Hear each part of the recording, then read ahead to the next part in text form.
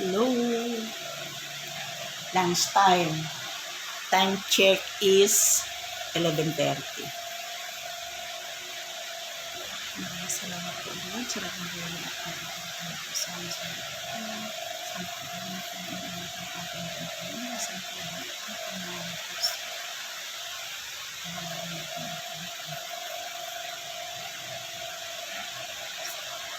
Thank you po Lord.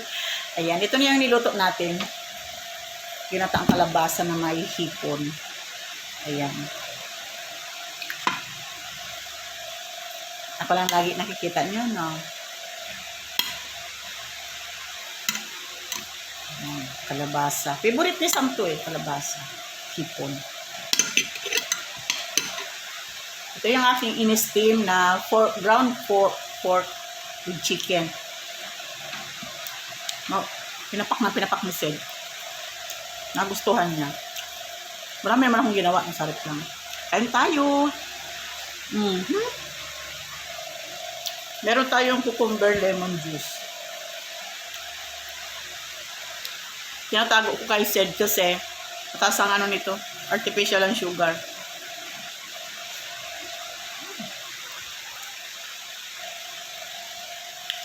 Sarap talaga. Ginataan. Sarap makataas ang pan. Ano ulam niyo mga lalabs ko? Ito lang ang ano sa hipon mga lalabs pag yung medyo na overcook na. Mahirap na siyang balatan. Makunat na siyang balatan. Pwede naman itong magbalatan. Sayang pa ang balat.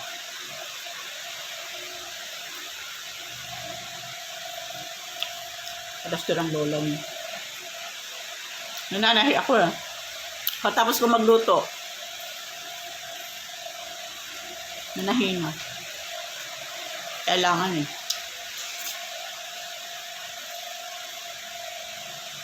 Ayaw na ayaw ko ang luya. Ayaw na ayaw ko guys yung nakakangata ako ng luya sa ulam. Pero naglalagay ako.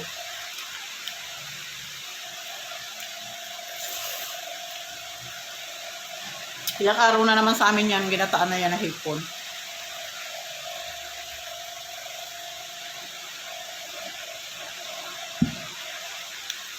Lamig kaayo.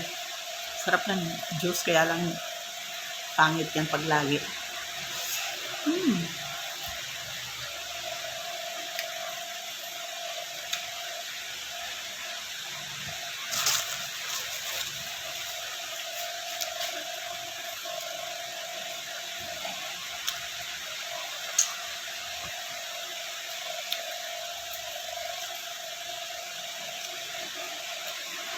Ito ang buhay ko araw-araw.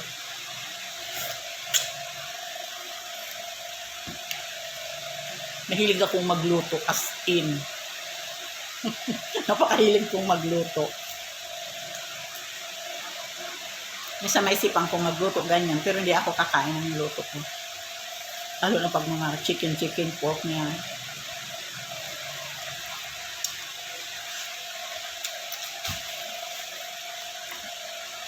Gusto ko lang ipagluto sila.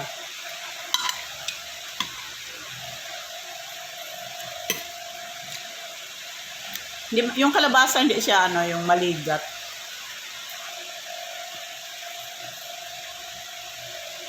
Nabibili lang kasi sa palengke. Hopefully mayroon sa Bicol na. Kasi uwi kami ng Bicol.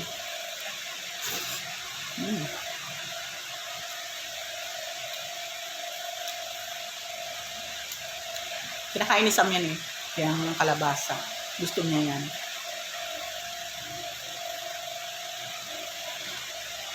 Kaya pinabaunan ko siya.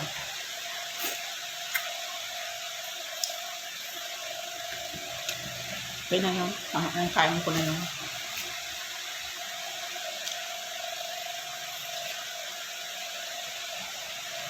Marami akong pinadala kay Sam na ulam. Ganyan.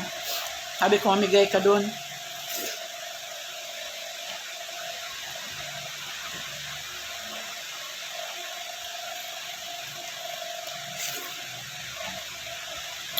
Pagluto ko kasi, gusto nila eh.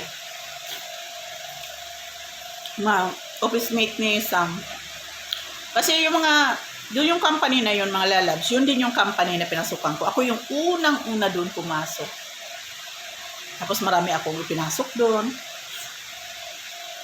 2 anak ko pinasok ko doon. Kaya lang yung mami ni Sid, nasa Taiwan na. Mga pamangkin ko, mga kakilala, ang dami kong pinasok doon. Ako naman nag-early retire ako kasi pagod na rin ba? Almost 19 years din ako doon sa company na yun. Lapit lang dito sa amin.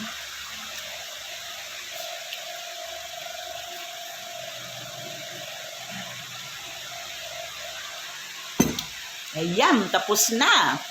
Nakapag-lunch na ba kayo? Kain na para makatrabaho na naman.